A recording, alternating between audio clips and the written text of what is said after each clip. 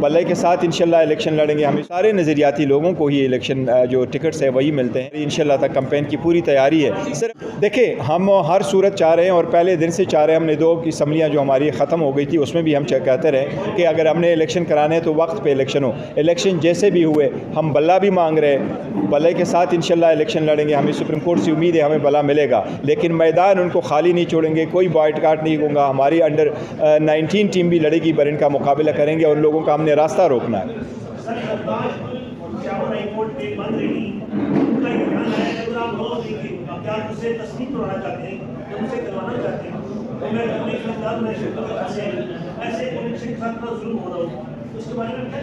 देखिए, मैं जो chief justice Peshawar high court है उनके जो इक़दाम है और रात के देर अंधेरी में वो चले गए और इस्लामाबाद से अपने सारे काम छोड़ करके चले गए, मैं उसको बड़ा दाद देता हूँ। उन्होंने बहुत अच्छा कर लिया है और रिलीफ फ़ौरन देने चाहिए। बाकी जो उनकी स्टेटमेंट है ये पहली स्टेटमेंट नहीं है, बड़े सारे लोग इन्होंने ऐसी स्टेटमेंट दी है। अगर आप लोगों को मजबूर करते हैं और गैर मर्ज़ी के ख़िलाफ़, यही तो रीज़न है कि हम कह रहे हैं कि हमारे साथ ज़ुल्म में ज़्यादतियाँ हो रही है।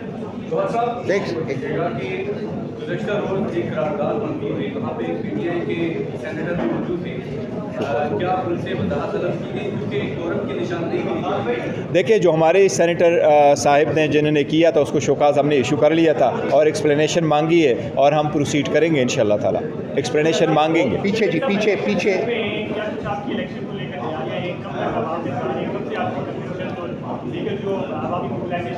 देखो, कानूनी तौर पर तो 13 के बाद ही शुरू होगी, क्योंकि जिस वक्त आपको निशान अलाट हो जाते तो उसके बाद आप कैंपेन में चले जाते हैं। बाकी भी वो करेंगे। हमारी इंशाल्लाह तक कैंपेन की पूरी तैयारी है। सिर्फ सुप्रीम कोर्ट से जल्द उम्मीद है कि वो सबसे पहले ये वो कर दें।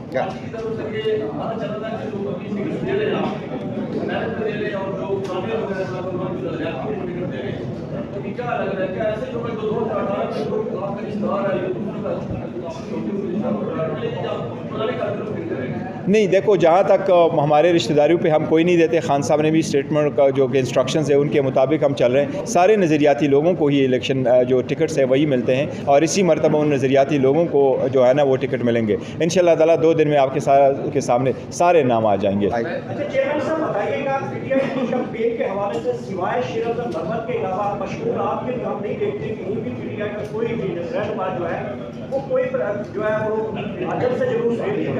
देखो, जहाँ तक चीज़ जरेलवी कन्वेंशन का ताल्लुक है, पहले हमने सिर्फ कन्वेंशन कर लिए थे और वो इलेक्शन कैंपेन सच नहीं शुरू हुआ था, क्योंकि जो कन्वेंशन हम करते जा रहे थे उस वक्त इवन शेड्यूल भी अनाउंस नहीं हुआ था। अगर शेड्यूल अनाउंस भी हो जाए तो फिर आपका प्रोसेस चलता रहा है, वो भी होगा। अभी इंशाल्लाह ताला पूरे मुल्क में करेंगे, जलसे भी करेंगे, कन्वेंशन भी करेंगे, हमारे लोग रैलीज़ भी निकालेंगे और इसी के लिए हमने सुप्रीम कोर्ट में भी इलेक्शन कमीशन भी दरख्वास्त दे दी थी।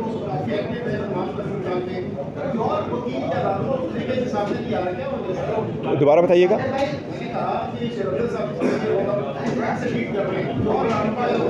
देखो, हमने ड्यूटियाँ असाइन की और सारे अपने अपने काम कर रहे हैं और सारे फ्रंट से ही सारे लीड कर रहे हैं। मुख्तलिफ ड्यूटी है, उसने बड़ा ज़बरदस्त काम किया। जहाँ जलसे जुलूस किए हैं, लोगों को वाइब्रेंट किया है, लोगों में गया हुआ है, कन्वेंशन की है, पार्टी में जान डाला है। तो this is you have to appreciate. बिल्कुल कहा है और स्पेसिफिकली खान साहब ने उसकी ड्यूटी लगाई थी कि आप वहाँ जाएँ और मुख्तलिफ जगहों पर गए थे और पार्टी ने फुली सपोर्ट कर दिया, वहाँ अरेंजमेंट कराते रहे। तो पार्टी ने जिस वकील को भी ड्यूटी दी है उस वकील ने किया। और स्पेसिफिकली मैं आपको बताऊँ, ILF की जितनी कुर्बानी है और उन्होंने जितना हार्ड वर्क के सरसा में किया है वो बड़ा कमेंडेबल है।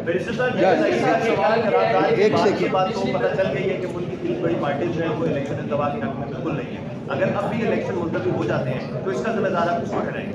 देखो, इंशाल्लाह पहले तो उम्मीद रखो, इंशाल्लाह ताला नहीं होंगे, इलेक्शन मुलतवी नहीं होंगे, पहली बात है। शेर अब्दुल मरवत साहब अभी भी स्टेज पर मौजूद हैं। पिछली प्रेस कॉन्फ्रेंस के बाद बहुत बड़ा इबहाम पैदा हुआ था। पार्टी के अंदर भी वर्कर्स भी सारे के सारे तकसीम हुए। सोशल मीडिया की बहुत ज़्यादा तनकीद हुई कि कौन सही है और कौन गलत। इतने अहम तरीन और काबिल लोगों की होते हुए ये इबहाम क्यों पैदा हुआ? नहीं, मैं आपको ये बताऊँ, शेर अब्दुल मरवत साहब वज़ाहत देंगे।